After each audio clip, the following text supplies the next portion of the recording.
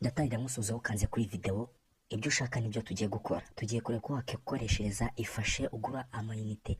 Tugiye gukoresha ifashe twigurira amayinite tuyakura kuri MTN tuyashyira kuri Airtel. Ukagura amayinite, ukagurira undi amayinite ukoresheje MTN uyashyira kuri Airtel. Ibyo bintu hari abatabizi ariko twe n'utuntu tuba tworoshye, bamvuze utereka mbakorereho n'abantu batatuzi bamenye kubikoresha. Hari ukuntu ujya gushaka amayinite ukavuga uti ngo ubu umu agent wa Airtel ndamukurahe ngo kandi ngo ko amafaranga afite mu ntoki kandi ushobora kuyabitsa ku mu agent wa MTN wowe ukabyikora uyashyira kuri Airtel. Rero kaduhere A0. Uraza hano kuri n'ubundi ukoresha ujya guhamagara. Hano ni ibintu bisanzwe uhita wakanda.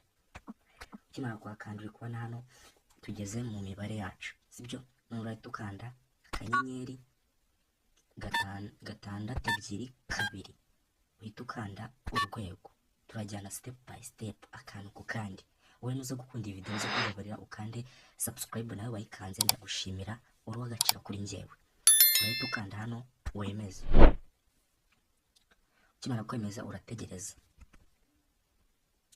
Ukimara kwemeza umaze gutegereza byaje urahita ukanda kuri rimwe ifashe. Urahita ukanda aho ngaho kuri rimwe ifashe. Ukimara kuhakanda uri kubona hari kugurira undi,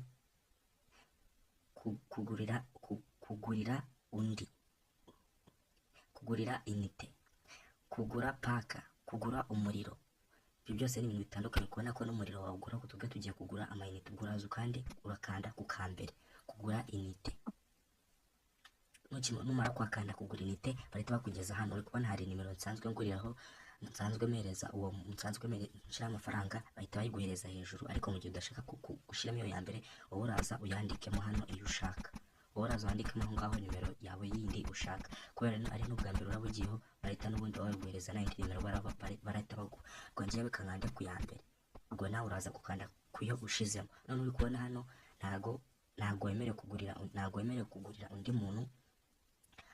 Ntago wemerewe kugurira umuntu amayinite ari munsi ya desa. Kumwohereza amayinite ari munsi ya desa ugomba gushiraho desa kuzamura.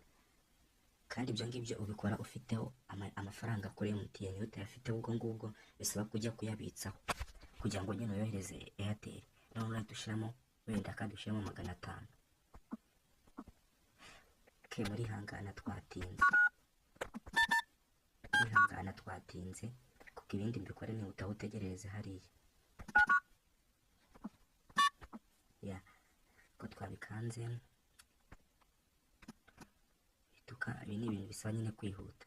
Tukanda kuri nimero tukashira urugero dushiramo 500 nanga twari tugeze.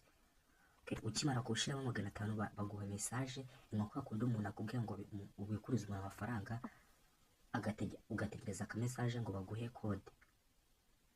Kubera nje n'amafaranga mfiteho rero ntabwo byakunda yuko iyo code nako bahita bamereza ngo nshiremo pin y'amafaranga, pin y'umubare w'ibanga. Ariko wowe nimba uyafiteho ukimara kubyemeza gutyo urategereza amasegonda 2 barahita baguhereza kandi ka message kakubwira ngo shira umubare w'ibanga kugira ngo amafaranga agende kuri Airtel ari amayinite. Ndabakunda cyane nimba iyi service ikuryoheye nanja subscribe mutere n'isari.